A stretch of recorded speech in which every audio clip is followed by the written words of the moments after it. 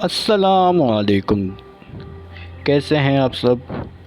آج ہم بات کریں گے پاکستان کرکٹ ٹیم کی نئی 17 رکنی اسکواڈ کے بارے میں جو ایشیا کپ 2025 اور متحدہ عرب امارات میں ہونے والی 6 ملکی T20 سیریز کے لیے اعلان کی گئی ہے۔ سچ بتاؤں یہ تو اعلان دھماکے دار رہا۔ آگے آنے والی 2 بڑی لڑائیاں، ایک تو ٹرائی سیریز اپنی سنگین فارم کے لیے اور دوسرا ایشیا کپ T20، اور اس کے لیے پی سی بی نے ایک ایسا اسکواڈ منتخب کیا ہے جس نے سب کو حیران چھوڑ دیا، خاص کر یہ فیصلے کہ بابر اعظم اور محمد رضوان کو شامل نہیں کیا گیا۔ یقیناً یہ سب سے بڑی بات ہے۔ تو جناب، ٹیم کی قیادت کر رہے ہیں سلمان علی آغا، نئی قیادت کے ساتھ، نئے ماڈل کے ساتھ، اور وکٹ کیپر کے زمرے میں محمد حارث کو شامل کیا گیا ہے۔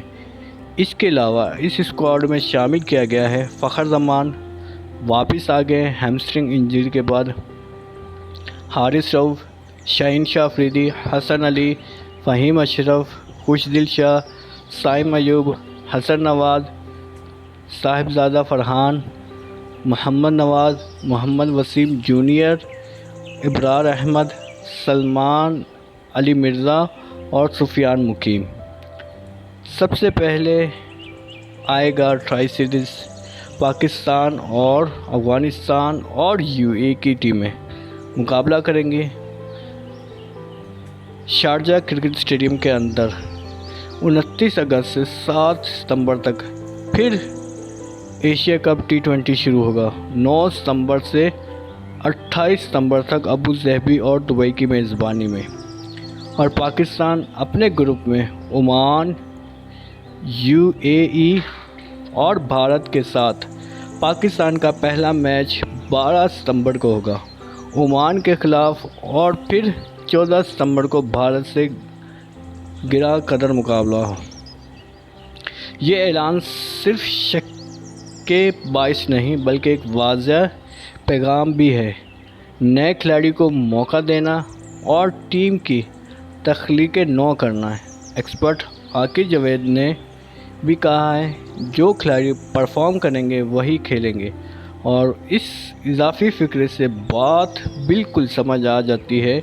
بابر اعظم اور محمد رضوان کو مستقل طور پر نظر انداز نہیں کیا جائے گا، لیکن ابھی موجودہ کارکردگی پر توجہ ہے۔ جی دوستو، آپ کیا سوچتے ہیں؟ کیا یہ فیصلہ ٹیم کے مستقبل کے لیے اچھا ہے، یا اس 2 شہری کلیدی کھلاڑیوں کو واپس لانا چاہیے؟ کمنٹس میں ضرور شیئر کریں۔ 17 رکنی اسکواڈ کا اعلان ہوا بابر اعظم اور محمد رضوان کے بغیر۔ سلمان علی آغا نیا T20 کپتان اور محمد حارث وکٹ کیپر۔ سینئر اور نئے کھلاڑیوں کا امتزاج، شاہین افریدی، حارث رؤف، فہیم اشرف، فخر زمان وغیرہ۔ 28 سے 29 ایشیا کپ،